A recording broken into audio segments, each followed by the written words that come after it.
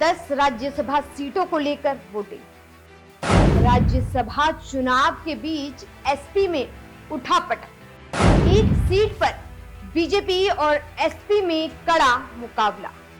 नमस्कार, मैं हूं आपके साथ कामिनी झा और आप देख रहे हैं दैनिक हिंद। लोकसभा चुनाव से पहले तीन राज्यों में राज्यसभा चुनाव को लेकर वोटिंग हो रही है। राज्यसभा की कुल 15 सीटों में से उत्तर प्रदेश की 10 सीटें, कर्नाटक की 4 सीटें और हिमाचल प्रदेश की 1 सीटों को लेकर संग्राम जारी है। उत्तर प्रदेश में राज्यसभा चुनाव की वोटिंग के बीच ही समाजवादी पार्टी के अंदर उठापटक भी लगातार जारी है। वोटिंग वाले दिन ही यानी 27 फरवरी को सपा विधायक मनोज पांडे ने पार्टी के चीफ व्हिप से इस्तीफा दे दिया। पांडे उन 8 विधायकों में शामिल थे जो सोमवार को अखिलेश यादव के डिनर में शामिल नहीं हुए थे।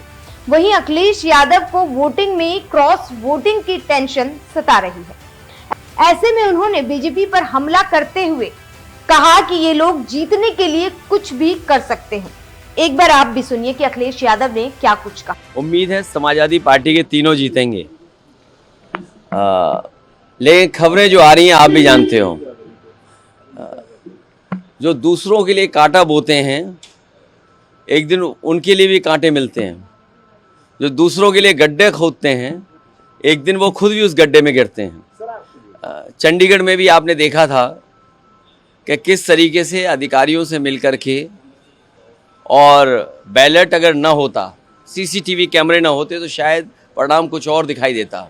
लेकिन सुप्रीम कोर्ट को बधाई जिसने कम से कम चंडीगढ़ और लोकतंत्र को बचा लिया। बीजेपी चुनाव जीतने के लिए कोई भी हथकंडा अपना सकती है, कोई भी लाभ देने के लिए आश्वासन दे सकती है। बीजेपी है, जीतने के लिए सब कुछ करेगी। राज्यसभा की 15 सीटों पर आज सुबह 9 बजे से वोटिंग शुरू है। 3 राज्यों के उत्तर प्रदेश, हिमाचल प्रदेश और कर्नाटक में मतदान हो रहे हैं। शाम 5 बजे के बाद वोटों की गिनती शुरू होगी और रात तक नतीजे भी सामने आ सकते हैं। चलिए आपको सबसे पहले उत्तर प्रदेश की राज्यसभा की 10 सीटों को लेकर चल रही राजनीति के बारे में बताते हैं। उत्तर प्रदेश की जंग सबसे ज्यादा दिलचस्प दिखाई दे रही है। यहां से 10 उम्मीदवार चुने जाने हैं।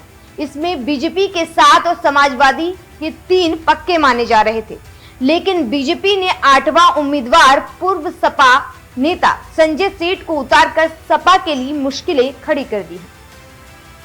बीजेपी के उम्मीदवारों की बात की जाए तो आरपीएन सिंह, चौधरी तेजवीर सिंह, अमरपाल मौर्य, संगीता बलवंत, साधना सिंह, नवीन जैन और सुधांशु त्रिवेदी शामिल हैं। वहीं सपा के उम्मीदवारों की बात की जाए तो जया बच्चन, रामजी लाल सुमन। इसके बाद 10वीं सीट के लिए जो कड़ा मुकाबला बताया जा रहा है, उसमें 10वीं सीट के लिए बीजेपी के संजय सेठ और सपा के आलोक रंजन के बीच टक्कर मानी जा रही है। चलिए अब आपको यूपी में राज्यसभा का अंक गणित भी समझाते हैं। विधानसभा की यहाँ पर कुल 403 सीट है, मौजूदा संख्या 399 है। राज्यसभा की 1 सीट जीतने के लिए पहली पसंद को जरूरी है 37 वोट। एनडीए को मौजूदा संख्या 277 है। एनडीए के 7 उम्मीदवार की जीत के बाद सरप्लस वोट 18 होता है। संजय सेठ को 19 अतिरिक्त वोट चाहिए। सपा को 108 और कांग्रेस के 2 तो 110 वोट होते हैं। सपा के 3 उम्मीदवारों की जीत के लिए जरूरी है 111 वोट। सपा को केवल 1 अतिरिक्त वोट की जरूरत है। इस गणित में भी पेच फंसा हुआ है, और वो भी इसलिए क्योंकि सपा की मुश्किलें बढ़ सकती हैं। सपा के 2 विधायक इरफान सोलंकी और रमाकांत यादव जेल में हैं। वे वोट नहीं डाल सकते, यानी उनकी संख्या घटकर 108 रह गई और उसे 3 अतिरिक्त वोटों की जरूरत है। बीजेपी की सहयोगी एसबीएसपी का भी एक विधायक अब्बास अंसारी जेल में है, जो वोट नहीं डाल सकते हैं। ऐसे में एनडीए की संख्या 276 रह जाती है। ऐसे में बीजेपी यहां जीत के लिए आश्वस्त दिखाई दे रही है। वहीं सपा के करीब 5 विधायक क्रॉस वोटिंग भी कर सकते हैं, जिसको लेकर अखिलेश यादव की टेंशन लगातार बढ़ी हुई है।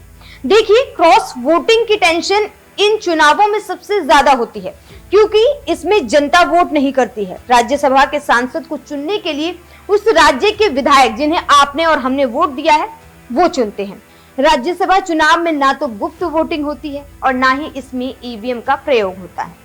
यहाँ वोटिंग की प्रक्रिया अन्य चुनाव से काफी अलग है। राज्यसभा चुनाव में भाग लेने वाले हर उम्मीदवार के नाम के आगे 1 से लेकर 4 तक की संख्या लिखी होती है। किसी वोटर विधायक को अपनी वैरियत के आधार पर संख्या पर निशान लगाना होता है, फिर अपने मत पत्र को अपने पार्टी के एजेंट को दिखाना होता है, उसके बाद उसे पेटी में डाला जाता है।